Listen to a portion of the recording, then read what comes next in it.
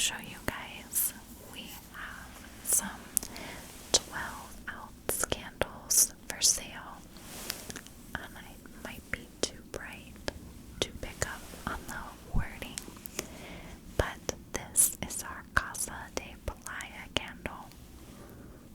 Love the scent. It's got some mango and some coconut, and it's in this nice muted sage green.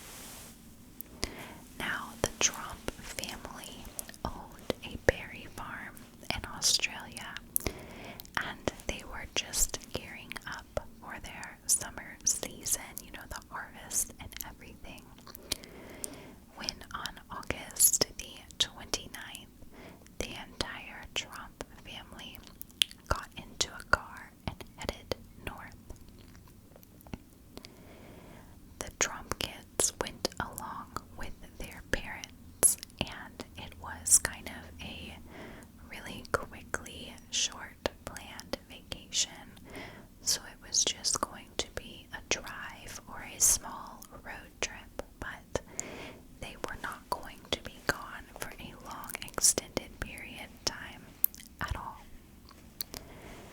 Mark and Jacoba had apparently told the children that this was going to be a, kind of a cell phone technology free road trip. And so they requested that they basically leave everything behind except for some cash. So all of their devices and their credit cards and passports were to stay behind at their house. The entire Tromp family got into a car and left, like I said, without their cell phones, no passports, and no credit cards, just some cash they had on hand. After getting into the car and beginning to drive, it was found out that Mitchell did not follow his parents' request, and he ended up bringing his cell phone into the car just in case he needed to contact someone. After the Tromp family had driven for only about 25 miles away from their house, Mark and Jacoba somehow found out that Mitchell had brought along his cell phone, and they made him throw it out the car window. Just completely made him throw it out. That first day and night, the Tromp family continued to drive without really stopping, besides to get some more gas. And they ended up driving to the town of Bathurst, which was almost 500 miles away from their home and over 8 hours north of their house. The Tromp family had left on Monday the 29th. However, the next morning, on Tuesday, August the 30th, their son Mitchell decided to depart from his family members and leave them behind. Mitchell had felt that the originally planned short road trip was fine. However, after beginning the road trip, he found his whole entire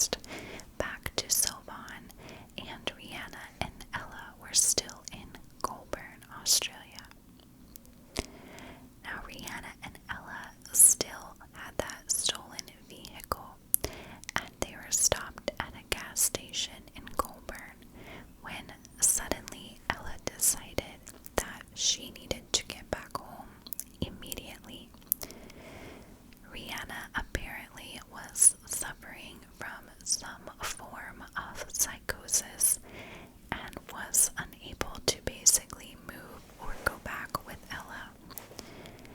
Ella had this overwhelming sense that she needed to get home to feed her horses, so she ended up leaving Rihanna at the gas station in Colburn and driving off still in that stolen vehicle. Just completely took off from her sister. After Ella left and was headed back towards home, Rihanna apparently slipped into the bed of a truck, and she just lay there without the driver of the vehicle noticing Rihanna in the back. It was about an hour after the truck driver had taken off from the gas station when he heard a thumping in the back of his truck and pulled over.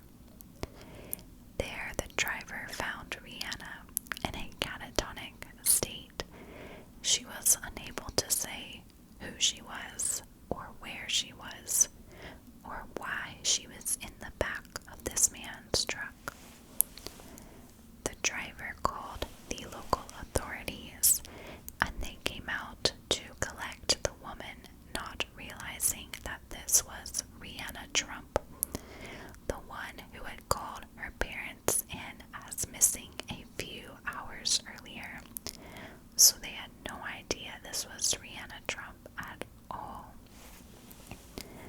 The authorities, unable to get anything out of Rihanna, eventually took her to a psychiatric hospital where she was eventually identified as being Rihanna Tromp. During this whole entire time frame, Ella had continued to drive home in the stolen vehicle, and she made it back to their house in Sylvan on Tuesday night. At that point, the police, who were still at the Tromps' household looking through things, had more questions than they had answers. Ella was charged with stealing a vehicle, and then the next morning, on Wednesday, the 31st of August, Mitchell made it back home after having traveled all the way back via various trains. The authorities, of course, took Ella and Mitchell in for questioning. Both Mitchell and Ella claimed that they thought they were going with their parents for a quick road trip, and that after leaving, their father seemed to have a mental breakdown, thinking that someone was after their whole entire family. They both claim that as time went on, their parents' delusions got worse and worse. Ella claimed that when she left Rihanna, she was not sure where Rihanna was going to end up, and that she had no idea how Rihanna got into the back of the truck or became so despondent. Their parents, however, were still missing, and both Ella and Mitchell were concerned about them, claiming that this was very unlike Mark and Jacoba, and that they would never, ever, ever hurt anyone.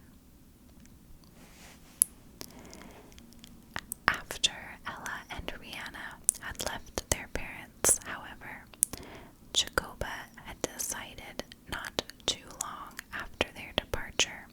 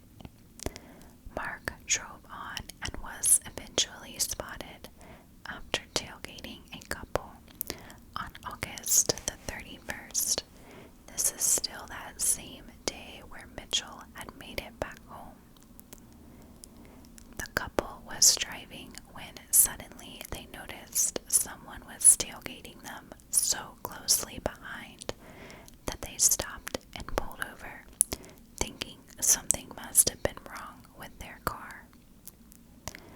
However, after the couple pulled over, Mark got out of his car. Mark, instead of approaching the couple, then just stood in the road, staring at the couple, before he suddenly took off running into the woods that were alongside the road. The couple, of course, then drove off and did not see Mark again. The police in the area were alerted as well that there had been a few break-ins, and so this was at a motel in Wangaratta, and it was determined that Mark could have been involved in this break-in, but it's unclear if he was involved for sure or not. The police continued to search for both Jacoba and Mark, when suddenly Jacoba was found in Yas, Australia on September the 1st. Yas is about 3 hours away from Wangaratta, and apparently Jacoba had left Wangaratta, trying to travel back home to Sylvan by bus like she had said. But instead of heading southwest toward her home, she traveled 3 hours northeast, which is where she ended up in Yas. Once there, Jacoba apparently tried to check into a hotel without being able to pay, and she seemed extremely confused, so the local authorities were called out, where they found that the unknown and confused woman was actually their missing person, Jacoba. There, Jacoba was in such a state of distress herself that she was taken to the same psychiatric hospital that Rihanna was still at and was placed under observation. Then, on September the 3rd, Mark was suddenly found on the side of a road near the airport located in Wangaratta. I'm not sure if he was walking along the road or just sitting there, but police found him, and he was taken in and questioned. Mark